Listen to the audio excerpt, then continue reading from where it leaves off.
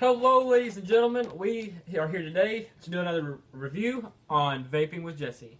Today we're reviewing the Noisy Cricket by Jaybo and Wismic. They co-produced this item. It is a series parallel 18650 mod, which means you're going to need two of these babies right here. I'm running the red LGs. You want to put one nipple side up and one negative side up. How this works is there is like a little teeter-totter in there, and when you press the button, it pushes it up and makes a contact. Your button wants to always go on the negative side. You push it down and it pushes your positive up, so it makes a connection with your 510 and therefore makes it vape. If I wanted to, I could just go like this and make it vape, but I don't know. Not important. So what I'm going to be doing is showing y'all kind of an overview of the RDA, how to assemble it, and my personal opinions on it, as well as a link in the description below where you can go out and purchase your own, or your local shop might carry them and you might just be curious about it. So right now I'm going to be reassembling it and then we're going to vape it. I use a quarter to put this in because it's a lot easier than trying to do it with your finger or a huge screwdriver. If you use a huge screwdriver, I will make fun of you if I ever see you using one, because a quarter is a lot cheaper and a lot easier to attain. Before you screw this in, you don't want to ever screw this in first. Always screw it on the bottom of this, with this side up like this. Slides right in, and you want to make sure your 510 protrudes out to where it's almost level. That way when you screw it on, you get a nice clean connection every time.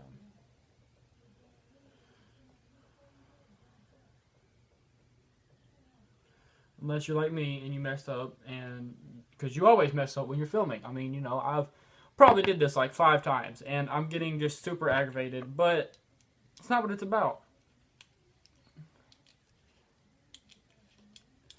Some reason I use a quarter and it goes right on, but you know, it's not what it's about. It's not what it's about. Today I'm rocking the Alliance V2. Here in a second I'll show you all the build and show you all the ohms and stuff like that. I mean, quarter's not, or this side's not tight enough. Always make sure you get the side tightened first, because then you got to unscrew this bastard over here. Just finish tightening down the negative side. So, yeah.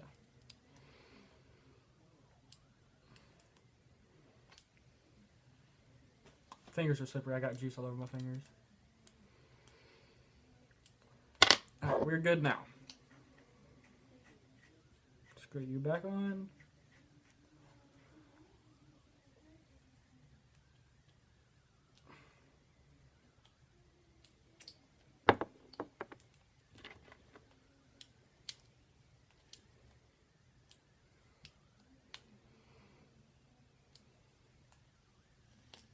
And we have vapors.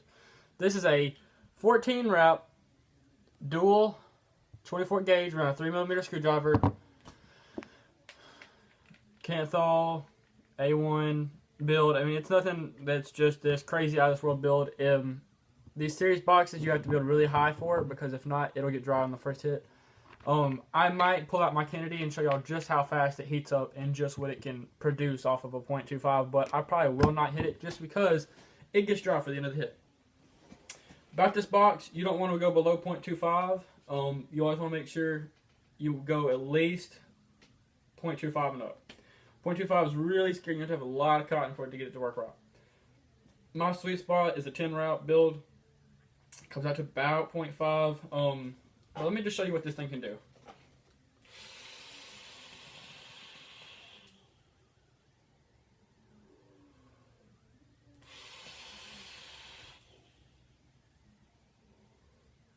I mean, this thing kicks. The great thing about this is it's cheap, it hits hard, and on the inside of it, I didn't go into the detail about it, you have a little black tube protecting your batteries in here on each side so that you get no voltage drop at all. We got battery vent holes on the bottom in case your batteries do vent. I think you can kind of see my battery in there. Yeah, you can kind of see my battery in there. This is probably my go-to setup if I'm just going to go around, because I can just drop it down in my pocket. I'm not carrying around a $200 box modding a $50 tank where if it drops, I will cry. This thing is built to last. I actually had it painted at one point.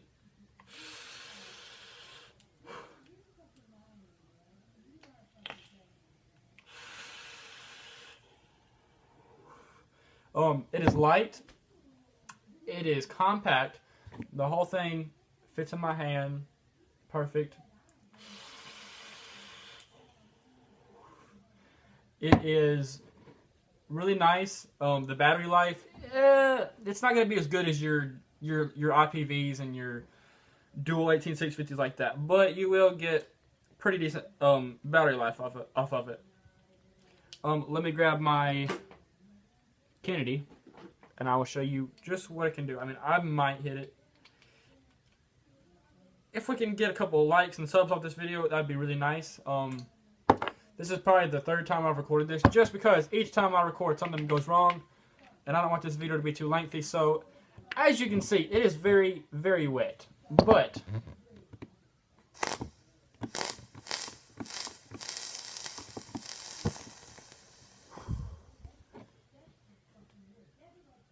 okay, so we're gonna juice it nice and good and juiced. Don't be afraid to over juice. I mean, I put a lot of juice on there, so I mean, and this is what kind of vapor production gets. I'm gonna re-juice that before I hit that. It gets dry really fast, guys. I mean, when I say it gets dry, I mean it gets dry.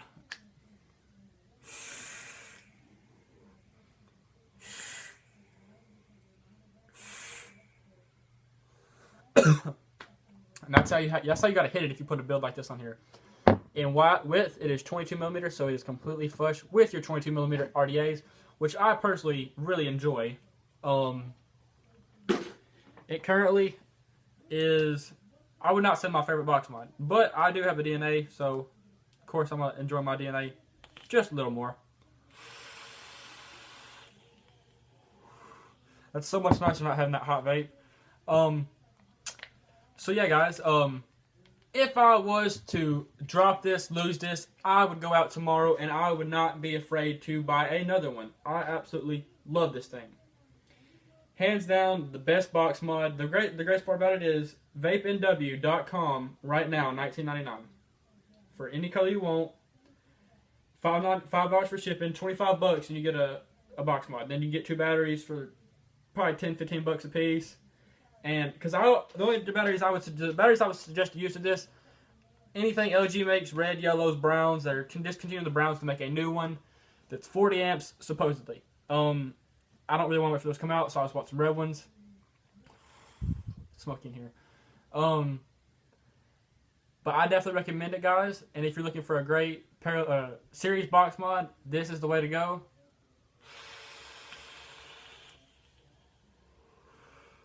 You'll definitely be the coolest guy at the vape shop.